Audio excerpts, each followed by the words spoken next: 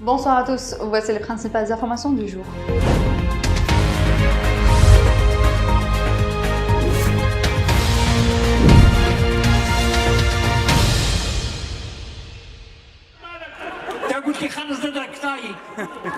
Le comédien Mohamed Hazim est décédé ce mercredi à l'hôpital militaire régional universitaire d'Oran à l'âge de 70 ans des suites d'une longue maladie.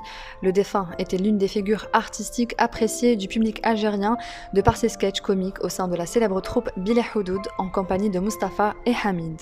Mohamed Hazim a entamé son parcours artistique avec la troupe Théâtre des Travailleurs d'Oran, relevant de l'association culturelle Amel au début des années 80. Il a campé plusieurs rôles dans des pièces comme El Fouga. Le défunt a également joué dans plusieurs films comiques produits par des coopératives privées à Oran. Le défunt sera inhumé demain jeudi au cimetière d'Ain Beda. À Dieu nous appartenons et à lui nous retournons. Le procureur général près la cour d'Alger a requis ce mercredi une peine de 10 ans de prison ferme à l'encontre de l'ancien ministre de la Justice, Taïeb Louh. La même peine a été requise contre l'ancien inspecteur général du ministère de la Justice, Taïeb El Hachmi, et contre l'homme d'affaires Talek Noa Kouninef, avec confiscation de tous les biens et comptes bancaires saisis dans le cadre de cette affaire.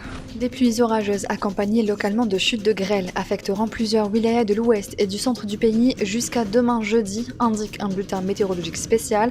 Les wilayas concernés par ce BMS sont Tlemcen, Ain Timouchent, Oran, Mostaganem, Sidi Bel Abbès, Saïda, Mascara et Relizen, précise la même source, ajoutant que les quantités de pluie attendues oscilleront entre 20 et 40 mm.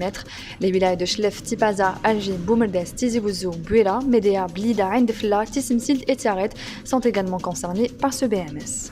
Le ministère de l'Agriculture et du Développement rural a annoncé ce mercredi dans un communiqué l'installation des commissions locales chargées de suivi et de l'évaluation de la campagne moisson-battage 2022. Les commissions regroupent les représentants du secteur, à savoir l'administration agricole locale, les instituts techniques et scientifiques chargés des grandes cultures, ainsi que les organismes techniques de suivi des productions de semences et des céréales de consommation, précise la même source.